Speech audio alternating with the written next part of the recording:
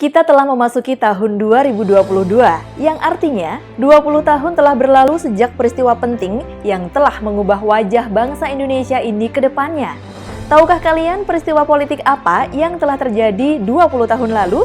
Ya, peristiwa itu adalah Amandemen UUD 45. Tumbangnya pemerintahan Orde Baru oleh peristiwa reformasi 1998 berlanjut dengan agenda yang dimulai dari tahun 1999 hingga 2002, di mana para pejabat MPR yang pada saat itu diketuai oleh Amin Rais melakukan perubahan-perubahan isi UUD 45 secara bertahap selama 4 kali hingga rampung pada tahun 2002. Amandemen UUD adalah tonggak sejarah baru penyelenggaraan pesta demokrasi yang terjadi di negeri ini, di mana sejak saat itu muncullah partai-partai baru yang meramaikan gegap gempita perpolitikan Indonesia. Ini tentunya beda banget ya dengan era Orde Baru, di mana cuma ada 3 partai saja yang bertarung di pemilu. Itu pun yang menang ya cuma partai beringinnya Pak Harto. Selain kemunculan partai-partai baru, Amandemen UUD 45 juga menandai lahirnya sistem pemilu baru. Dari yang sebelumnya pemilihan para pemimpin negara berpusat di MPR-DPR. Karena di era Orde Baru, rakyat hanya kebagian milih partainya aja ya. Kini rakyat terlibat untuk memilih secara langsung presiden dan wakil presiden yang disukainya. Nggak cuma presiden, tapi juga gubernur, wali kota, dan bupati. Sampai ke pemilihan kepala desa pun nggak kalah ramai loh. Nah, kalau di zaman Orde Baru rakyat cuma milih 1 dari 3 partai saja, saat ini nggak cuma rakyat yang harus milih partai yang jumlahnya banyak, tapi bahkan juga 1 nama dari sekian ratus caleg dari sekian banyak partai.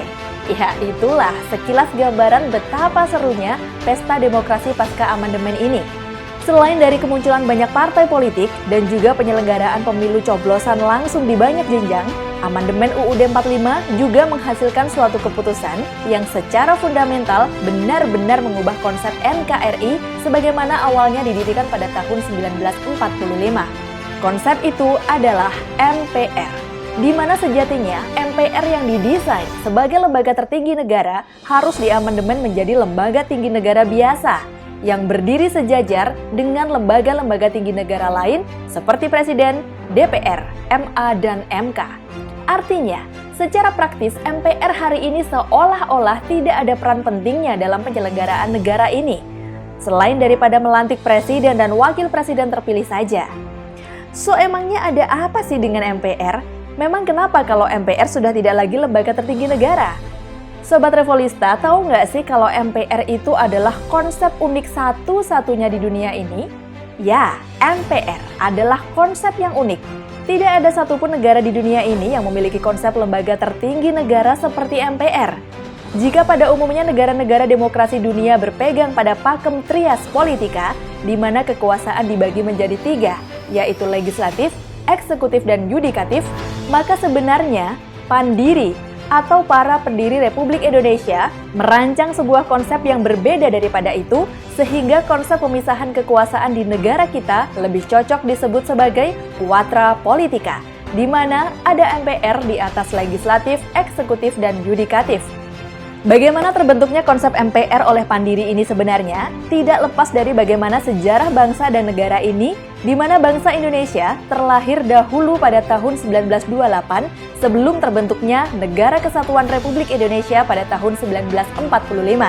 Jika bangsa ada terlebih dahulu sebelum negara, yang artinya bangsa menjadi fondasi di atas bangunan negara, maka kedaulatan tertinggi di negeri ini seharusnya dilaksanakan oleh MPR sebagai representasi bangsa. Untuk lebih jelasnya lagi, silahkan tonton video Kembali Menjadi Bangsa Indonesia episode pertama. Maka, jika Amandemen UUD 45 mengubah isi pasal 1 ayat 2, di mana kedaulatan tertinggi yang awalnya berada di tangan MPR diubah menjadi kedaulatan tertinggi ada di UUD sebagai representasi negara, yang artinya negaralah yang menjadi fondasi di atas bangsa. Itu artinya konsep dasar Negara Kesatuan Republik Indonesia pada hari ini adalah berbeda dengan konsep Negara Kesatuan Republik Indonesia 1945 ala Pandiri yang membuat negara ini tidak lagi unik jika dibandingkan dengan negara-negara lain di dunia tentunya. Sebaliknya, konsep kita hari ini menjadi sama persis dengan konsep negara-negara demokrasi dunia yang artinya hari ini kita menjadi negara tiru-tiru belaka. maka sebaiknya kita tidak lagi menyebut konstitusi kita sebagai UUD 45, melainkan UUD 2002. Loh kok begitu? Ya bagaimana lagi Sobat Revolista? Karena UUD 2002 memang memiliki konsep dasar bernegara yang sangat berbeda dengan yang termuat di dalam UUD 45. Karena konsep dasarnya berbeda, maka konstitusi 2002 juga membawa sifat yang berbeda. Kerasakan bagaimana watak bangsa kita saat ini benar-benar berubah karena politik dibandingkan masa kecil kita dulu yang belum pada kenal sosmed? Lalu apakah perubahan itu pasti jelek? Bukankah perubahan adalah keniscayaan di dalam kehidupan? Ya, memang perubahan tidak selalu jelek, tapi silahkan direnungkan sendiri ya Sobat Revolista.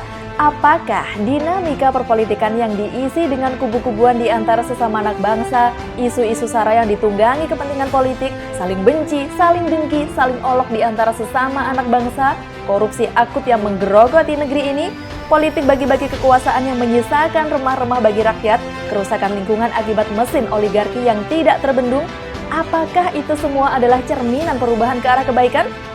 Tolong jawab dengan jujur. Jika memang itu semua bukanlah cerminan suatu kebaikan, mungkin sudah saatnya bangsa ini menentukan pilihan.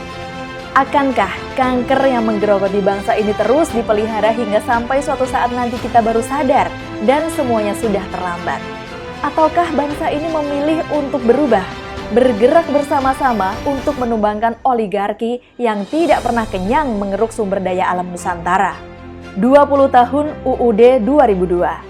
Rasanya tahun ini adalah tahun yang tepat untuk merenungkannya. Segeralah menentukan pilihan wahai anak bangsa. Masa depan bangsa Indonesia ada di tanganmu. Salam kembali menjadi bangsa Indonesia.